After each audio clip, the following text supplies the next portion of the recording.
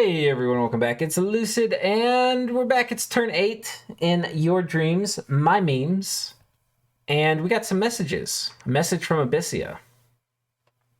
I have given Ohm 118 in exchange for a nap 3 and hopefully a safe border. I'm undecided what I want to do with my east and west borders, except that I know I want the Deer Tribe province on my Mictlan border. I've seen Baratos' Bless, and he beat me to our easy province. I regret not bumping him. Yeah, he would probably win. The only thing is, he doesn't have magic weapons. And Baratos has fire resistance. I don't think that's by any means Abyssia's best matchup. I've also seen Lonkin's Fountain of Blood and have reached out to Baratos to see who he thinks the biggest threats later are, and asked if we could figure out a border agreement, largely because I don't feel like going back there immediately for the 80 Barb province. I can eventually have enough mermen to attack into the water province, but I expect Baratos to get there first. Edit, I got nap 3 with Baratos, and he's willing to trade me Alquills for Imp Familiars plus Fire Gems, so it seems like a good relationship. I'm getting the 80 Barb province 133, and he gets the water province. Awesome. Love it when players are trading and stuff. Message from Kalen, well, that was an expensive bump, ... At least I won. But if I had known that both parties, if I had known that both provinces to the west were worth more, I wouldn't have gone for it. And we have a message from Baratos. Well, that sucked. I think he's talking about losing two of his mages last turn. The parties kind of were fine, I guess. In better news for me, I've reached trade and border agreements with Abyssia, who I was a bit hesitant in fighting without real research. Good. All right, let's start with the Abyssia, because we got our first message from them. So they have attacked here and here. Did they say they reached a border agreement with Lanka? No, with Ulm. I think Lanka would actually abuse Abyssia here. Just because, okay, I say that. Abyssia's got a lot of hit points. Like, Blood Vengeance would be pretty good against Abyssia, but Charged Body would be pretty good. Fire Shield would be pretty good. No, Fire Shield wouldn't do anything. So it's really Blood Vengeance and Charged Body. Plus they hit really hard. And they don't have fire resistance. But they're going to have way more than these. Abyssia's is going to have burning ones. And then when they're stunned from Charged Body, these guys will brutalize them more. I think it's a Lanka favored matchup, honestly. I think it's a Lanka favored matchup. But what do I know? I don't actually know anything. That's my guess. It's my intuition. Which is sometimes right and sometimes wrong.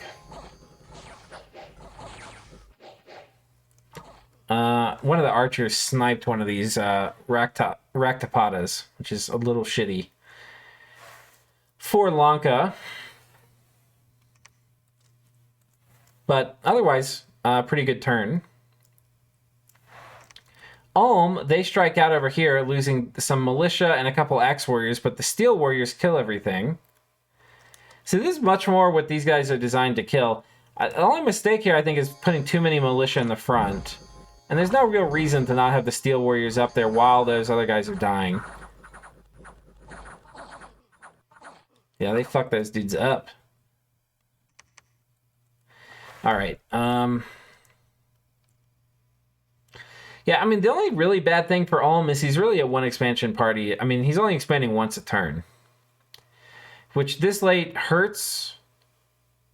But it's like, once you kind of start having a little bit of bad luck, you're like desperate to get the last of your provinces. But at the same time, you also like need to build up an army so you're ready for your first war. And those are conflicting objectives, because to build up an army, you need to expand safely. And to like catch up and get the territory you need to expand aggressively with like the smallest parties you can manage. So we'll see. I don't know what he's going to do. I think he's just going to have to be small and win his first war. And coming over to Ubar. Ubar doing things. Grippa, deciding that 2 provinces is not enough for him, decides to roll out and try to take a third. And discovers that these tribals are probably going to be exceptionally easy with this large army and birds and archers. And takes it with hardly any losses, though he manages to lose a sheik. And dear God, what has happened here? What is he fighting? Kind of a lot of barbs.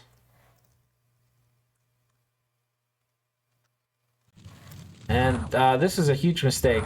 You just want these guys on attack closest. You don't want them hold. There's no reason to hold an attack, especially against barbs.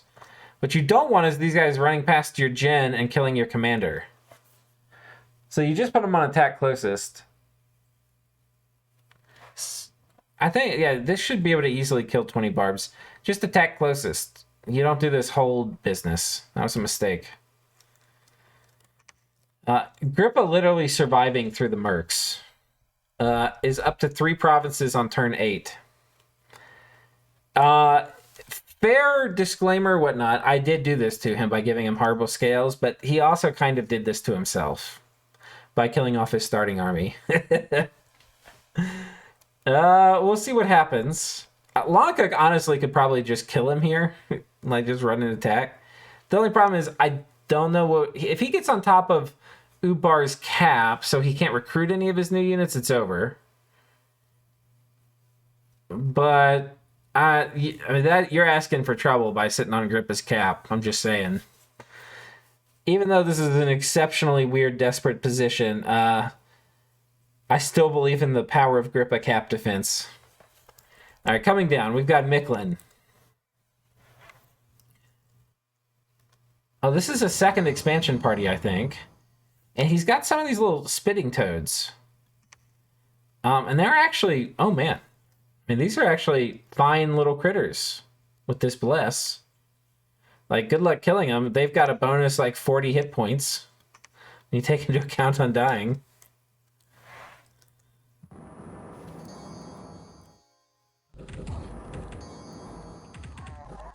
Oh man, these lizards are dishing out some damage. I mean, a lot of damage. I mean, this guy's gotten hit 17, 19, 14, 19. And they're getting repelled by the lizards as well. 10? Oh no, that was him hitting them. Oh man, he lost some. They've actually died some. What the fuck? Okay, the lizards proving that indeed these Jaguar warriors can be killed. Manages to pick off 3. But holy shit, that was 36. I mean, that... He's doom stacking. Not like kind of doom stacking. I mean, he is fully committed to the doom stack. He's like, I'm not splitting up my dudes. You can suck it, Lucid. I'm going to take 1 province at a time until I get as many provinces as I goddamn need. Okay. I mean, this was spicy. I don't think he needed 36, though.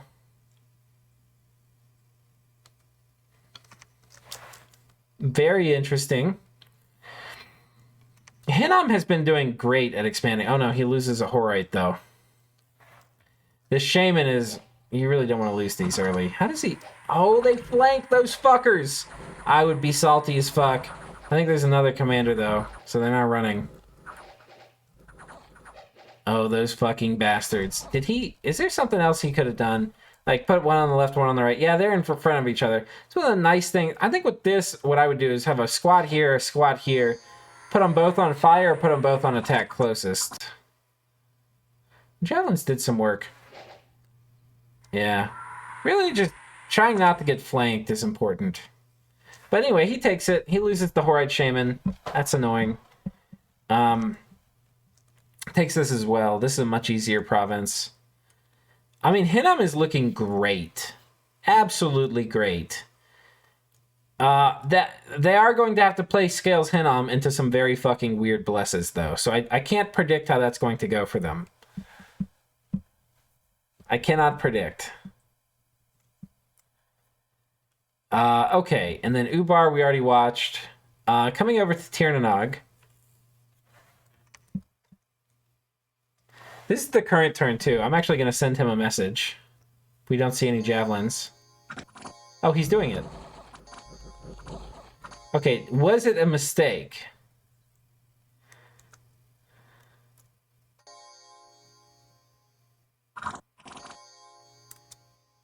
That literally didn't do anything. God, I'm so glad I didn't send that message because I'd just be embarrassed right now.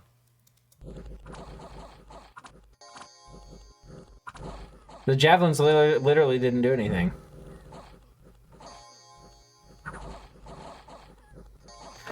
Okay.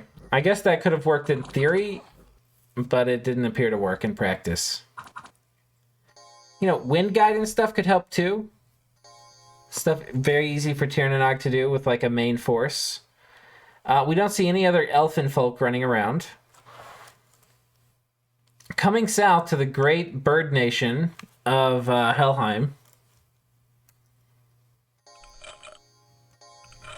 Apparently Kirby still has not discovered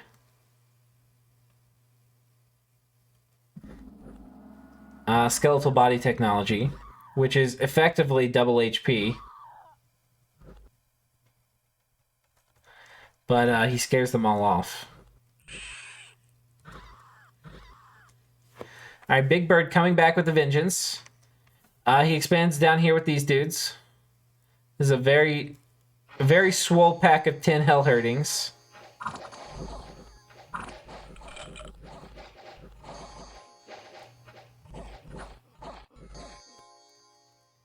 No losses. Kirby looking pretty good after that rough bump here with the Bloodhinge Druids. Oh, he's got his library. No sages yet, but he's got a lab. So the sages are going to be forthcoming. And a big juicy farmland for him to take here this turn. I don't think he can take this with Big Bird. I don't know. I'll be interested to see what he does with Big Bird here. He's probably going to be inclined to side search. I don't know if there's enough corpses to feed him, though.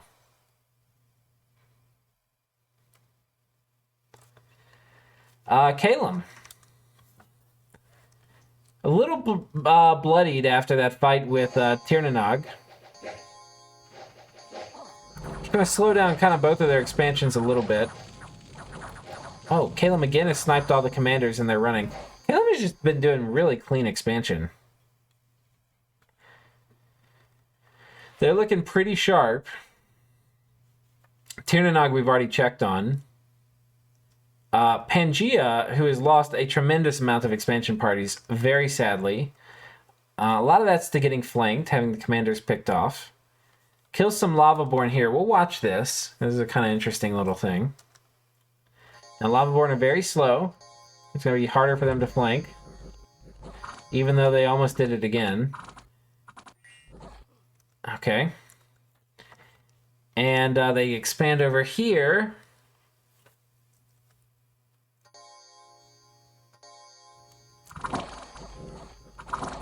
They're so fast.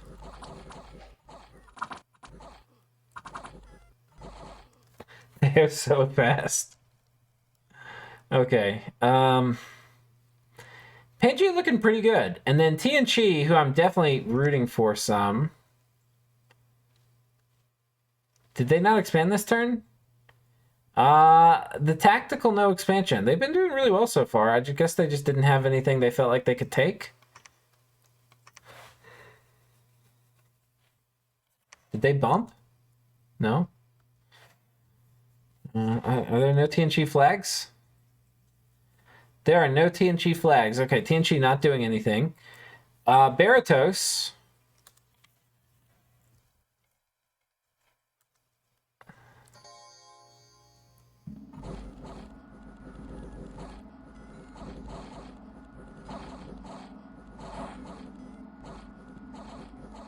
That's pretty clean. This is a pretty scary group, too. Like, Ganos are pretty spooky. Possessed Corpses are pretty spooky. They hit really hard. And this is a spooky group. He messed these guys up. These guys have Poison Claws with fatigue damage.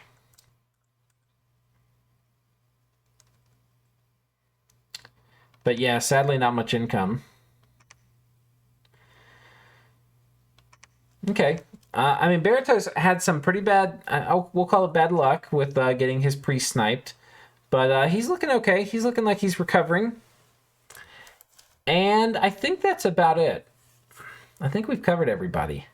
We've covered Ulm, right? And Abyssia. Yeah, we covered this. Let's take a look at score graphs. Ooh, Abyssia pretty clearly in position 1. A lot of this is really, I think, thanks to that starting army, which has just been stomping their way around. Next up, we've got Hinnom. I think then we've got like Helheim. We've got a bunch of people here. This is like Helheim, Pangea. I think Kalem is in here. Yeah, Kalem is almost right there. Yeah, anyway, we can take a look. The obviously there's a Grippa here at the bottom. Tirnanog, hard to blame him here for being here at the end because he kind of had that intentional bump by Kalem that set him back pretty far. The other player here is Micklin, who hasn't had any losses. They haven't really been set back. They've just been extremely conservative in how many sacreds they put in each expansion party. Let's continue. So, forts, nobody's built a fort yet. Income, I believe this is going to be Hinnom, right? Yeah, Hinnom's number 1 because he actually has scales. And then it's a mad mess at the back. Grippa, basically cosplaying Airmore. Gym income, somebody's been site searching. Who is this? Tirnanog. Been site searching, cool. Research, Baratos number 1, Pangea number 2. And Lanka quickly rising. Dominion, Caberti 1 coming in number 1. And then we've got, it looks like a Lanka and a Baratos behind. Army size, this is an important one. Who is this? Ooh, Lanka. I guess this is reanimation? Or maybe he summoned Ganas or something? I actually want to look at that on the map. Could have been Mercs too. Kalem number 2. We can see the woe of Ulm. Who is this?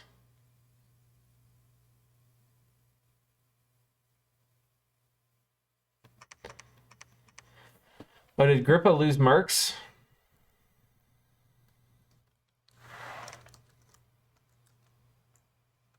I still got the Mercs. Why did he go down so much? Did I miss something? Maybe he lost a Merc or something. I'm not sure. How did he go down so much? I have no idea. Maybe he had more Mercs. For shame, Grippa, for shame. Who's the lowest on army size? Tirnanog. All right. Well, that's it, guys. I hope y'all are enjoying it. Let me know. Let me know who y'all think.